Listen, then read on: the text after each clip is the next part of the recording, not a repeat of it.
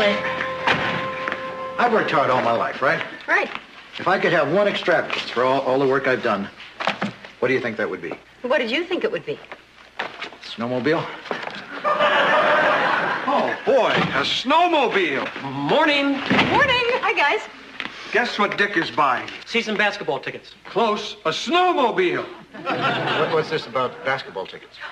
Feel free to say no if you're not interested, but the Big Green's first basketball game is tomorrow night. The Big Green? That's Dartmouth, Joanna. Oh.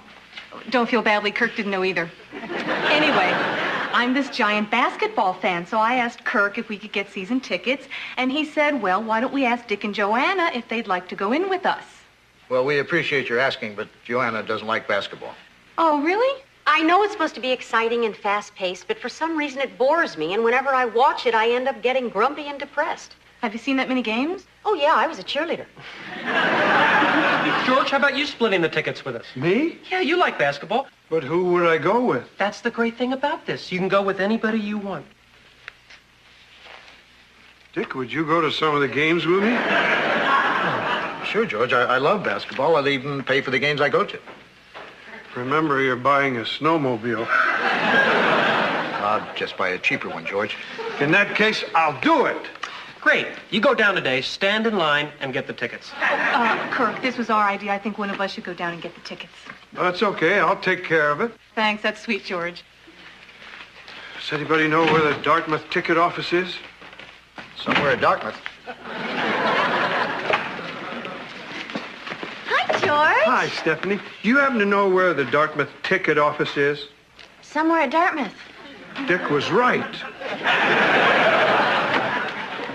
Joanna, how would you like to go to a poetry reading tonight? I didn't know you were that interested in poetry. I wasn't until a cute guy handed me this flyer. The romantic verse of Byron, Shelley, and Keats, 8 p.m. tonight, Campbell Hall, room 309. Sounds like a great place to meet men, don't you think? Well, I think at a poetry recital there would be more women there than men. And I think other men will think the same thing, which is why I think there will be more men there than women. Well, I may be the only one there who's interested in the poetry, but I'd like to go. Wait a minute. I'm confused. If you're only going there to meet men, why do you want Joanna there? Because I don't want it to look like that's why I'm going. I just want it to look like I'm there with my very good friend to be intellectually enriched. Providing my very good friend promises to get lost if some guy hits on me. Maybe you'd like your very good friend to take her own car? Would you? No. Well, we can work that out later. Meanwhile, I better go up and figure out what I'm going to wear. And maybe make some beds while you're at it? You know, on second thought, maybe I should take my own car. If she meets somebody there, she could end up leaving me there. Well, don't worry about it, honey. If she does, I'll pick you up in my snowmobile.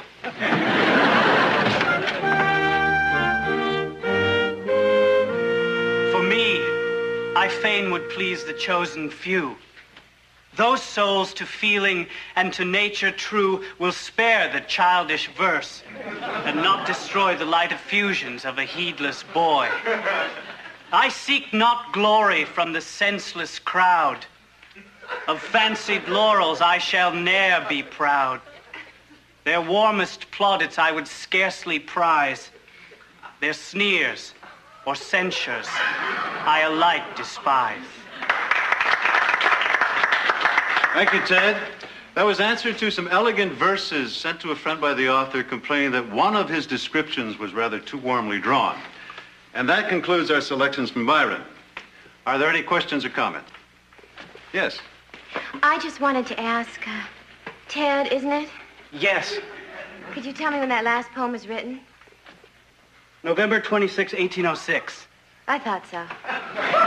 Thank you. Well, if there are no more questions or comments, why don't we take another 10-minute coffee break and resume with the selections of John Keats.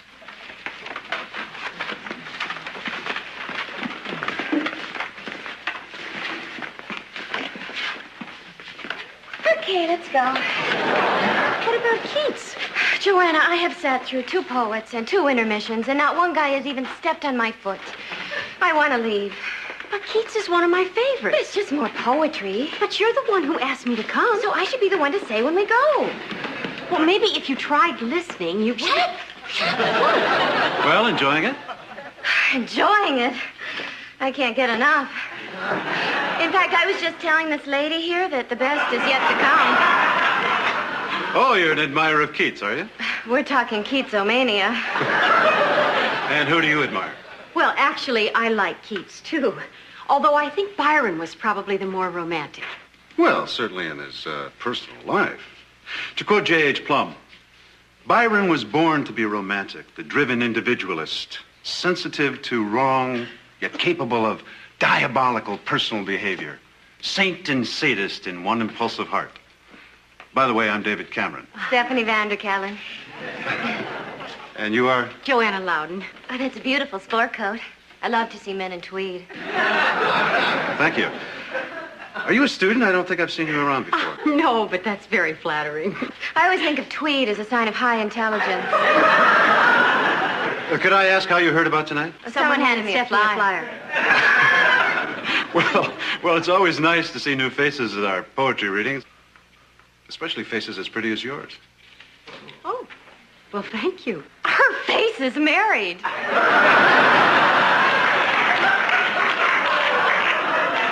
I beg your pardon? Stephanie. Well, it is. I know, but I'm sure Mr. Cameron didn't mean anything by that.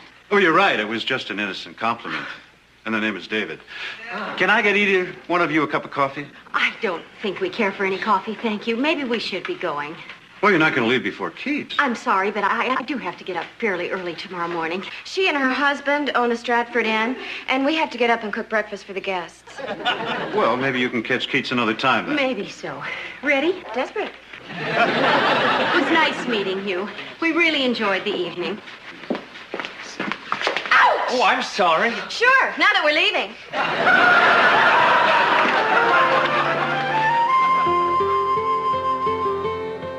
Yes, I want to place an order from the sales catalog. On page 32, the Silver Eagle snowmobile with the telescopic strut suspension and the twin-piston port engine. Yeah, it says in the catalog that you can get optional leather grip handles. Yeah, are they really good or pretty much decorative? Just decorative. Yeah, give me those two. One more thing. The picture in the catalog, it shows the guy riding the snowmobile. He has a jacket on with a Silver Eagle decal on the back. I was wondering, would you... Oh, you do? Good. Yeah, give me one of those, too. Right, thank you. Goodbye. What was that about? I'm just getting my snowmobile. So how was the poetry reading? I take it you didn't feel that Keats was all that he's cracked up to be? We didn't stay for Keats. I know Stephanie's upset, but it really was kind of funny. What was? Well, we were there because Stephanie wanted to meet some men, right? Right? I'm sorry, Stephanie, but you do have to admit it was ironic. Anyway, this professor came up to the two of us at intermission, and instead of talking to Stephanie, he started talking to me. Talking to you, who was flirting his brains out. He was not.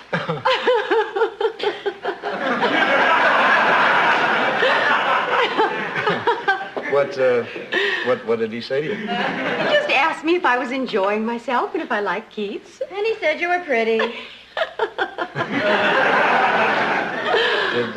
Did he say you were pretty? Well, no, not really. What he said was I had a pretty face.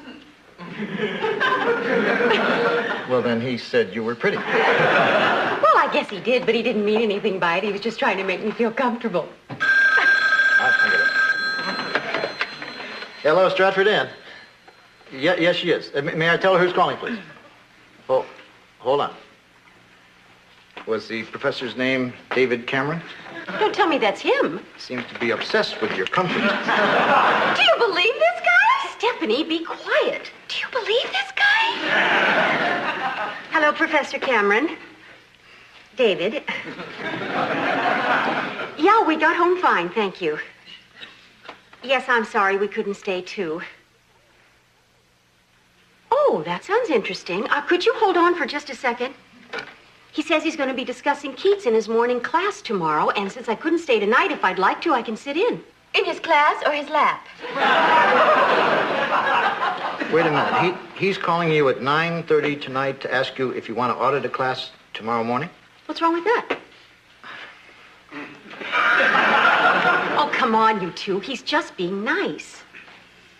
Look, he knows I'm married. Do you think he'd be calling me here if it was anything but innocent? That is so insulting. What is? That you don't think it's possible that a man could find me intellectually stimulating. I happen to like Keats. He happens to teach Keats.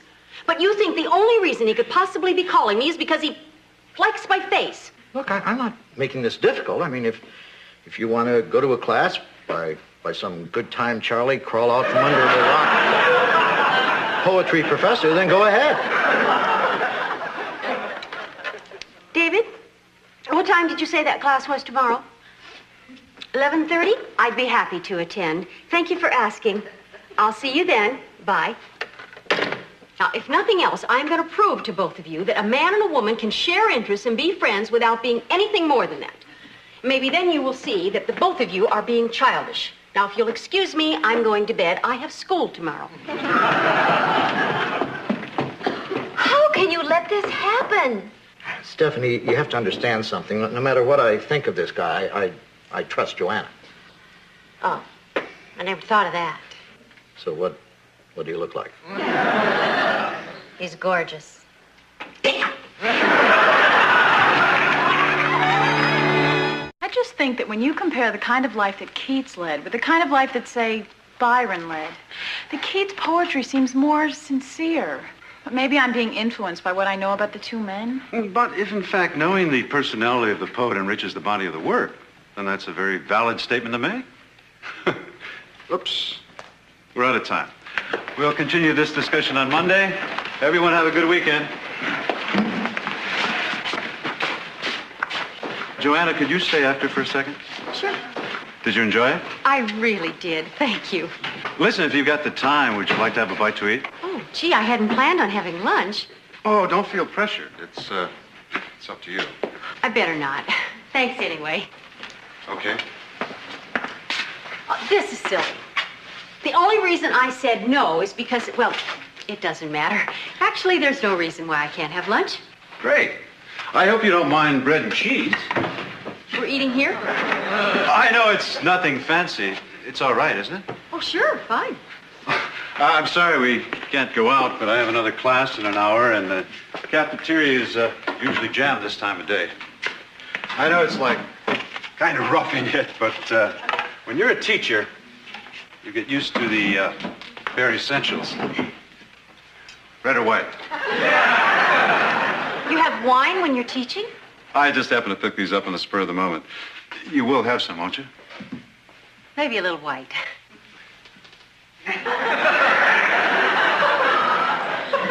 You're very good at that. You know, there's something I have to tell you. What's that? It sounds silly, but my husband didn't want me to come here today. He didn't? No, I feel embarrassed even saying this, but he thinks you're interested in me. You're kidding. No. What'd you tell him? Well, you know, I told him I think we're interested in the same things. Books, poetry. Would you be interested in going to New York for the weekend? What? Or Boston, I don't care. Is this a joke? No. You are sick. You're insulted, right? You bet I am. You know darn well I'm married. What's that got to do with it? It has a lot to do with it. I happen to believe in fidelity. Well, Joanna, you don't understand. This isn't some shallow, off-the-cuff proposition. I really have the hots for you. This is unbelievable. Why? This is exactly what Dick said you would do. He said you were coming on to me, but no, I said you were just a nice guy who liked Keats. I made a big speech about how men and women can have platonic relationships. Boy, naive me. Oh, wait a minute. You actually said all that? You bet I did, and more. And now I feel like such a dope. Oh, God, I hate myself. What? I mean, that was a lousy thing to do. I don't know why I did it. I mean, I won't even try to make any excuses. I guess I'm just a victim of the age we live in. But you know what really makes me sick? I happen to agree with everything that you said.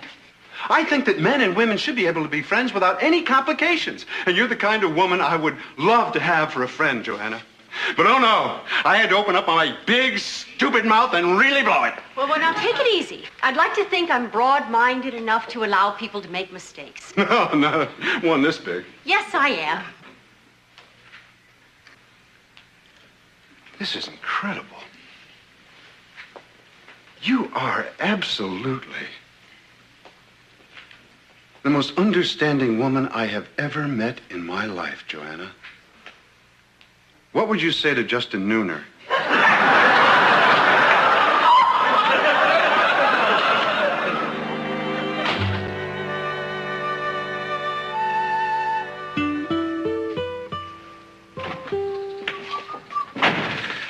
Oh, hi, Stephanie. Is George around? He's in the basement. Huh. George, would you come up here for a minute? Who's that?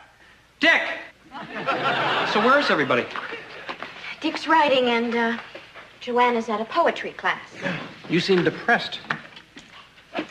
Kirk, if I ask you a question, will you answer it honestly? Sure.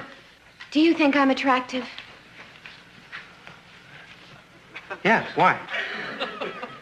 Well, last night Joanna and I went somewhere. It doesn't matter where. It was a poetry reading. And I went thinking that I might meet a guy. But during one of the breaks, this very handsome, very eligible professor came up, and instead of talking to me, he started talking to Joanna. Not that there's anything wrong with that. I mean, Joanna's very attractive. It's just that ever since it happened, I felt like burning my hair and moving to a convent. Right. I mean, looking good is what I do. It's really all I do. With other people, if you don't like the way they look, they've always got their personality to fall back on, or they dance well. But with me, let's face it, I'm living life without a net. If you don't like the way I look, then you just don't like Stephanie. I don't know. I keep thinking maybe it's time I started trying to improve myself. Read more, take more of an interest in other people. Just try to become a better all-around person. Stephanie, you're a very attractive young woman. You've got great hair, great skin, ace chassis. You don't need to be a better person. Oh, Kirk, I had a hunch it was you. Yeah, I came over to find out if you got the tickets yesterday. I've got them right here. Great. Don't forget, you owe me $20. George, if I ask you a question, will you answer it honestly? We'll talk later. Hi. How was the class? Fine. More to the point, how was the professor? Fine. How's everything here? Everything here is fine. Oh, hi, Allie. Didn't know you were home. I just walked in. So how was the class? Fine. Good. Well, if you'll all excuse me, I think I'll go start supper. It's 1:45. Oh, well, then I'll go start lunch. We already ate. Anybody feel like tea? Honey, did something happen in class? Oh, Dick. Good, something did happen. But please don't make me go into it because I just feel naive and stupid. The clown made a pass at you, didn't he? He asked me if I wanted to go to New York with him for the weekend. What building is the classroom in? Campbell Hall, room 309, I'll drive. You are not driving. Now, Dick, I don't want you doing something crazy. You could get hurt. I just want to talk to him. But I already took care of it. What are you going to say to him? I don't know. I don't even want to think about it. I just want to walk into his classroom, look at his face, and let my Irish temper take over. Dick, come back in. Dick, wait a minute. Dick, for heaven's sake, Dick! You're not even Irish.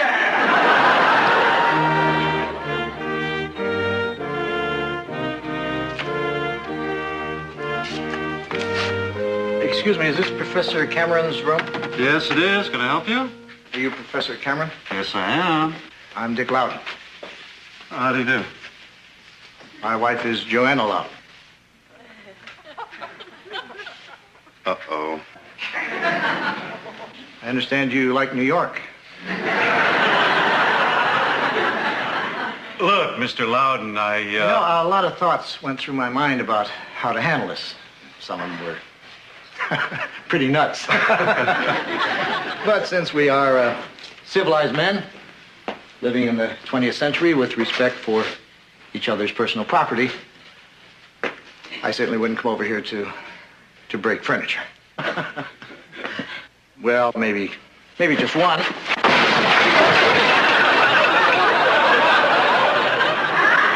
Mr. Loudon, this may not mean anything to you, but I think I should tell you these aren't my chairs. But this is yours, right? Right. You know, there are a lot of things I could say to you, but I didn't come over here to give you a speech on morality or tell you how you should conduct your life. What I did come over here for was to sit down, man to man, discuss the problem, and see if we couldn't come up with a mutually acceptable solution. What if I promise never to go near your wife ever again as long as I live? You know, that's funny. That's exactly the solution I was thinking of. I'm glad we found it.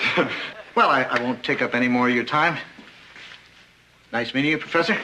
Wonderful meeting you, Dick. And you will send me the bill for this. No, I'll take care of it. You're sure? Oh, yeah. Great.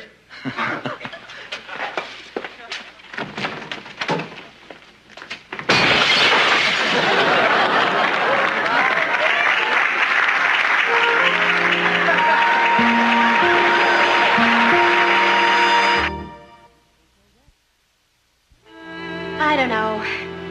I keep thinking maybe it's time I started trying to improve myself. Read more, take more of an interest in other people. Just try to be a better all-around person. Sounds like a good idea. Maybe I'll talk to Deb. We're leaving. Oh, where are you going? Dick's taking me out to dinner. Yeah, Joanna didn't get much lunch. Hi, guys. Hi, everybody. I thought you were going to the basketball game. We were, but Kirk came down with a throat infection. I guess the tickets are yours, George. Oh, thanks, but who could I get to go with me this late? That's your problem. I'll go with you. You will? What? How can you go? I'm sick. Well, then you should be home in bed. You ready, George? What? I'll get my coat. We can take my car. Bye, sweetie. Take care of yourself. Yeah, we should be going, too. Good night, guys. Night. I hate when things don't go exactly as I planned. What am I supposed to do tonight? Kirk, I know I've asked you this question before. But answer me honestly. Do you really think I'm attractive?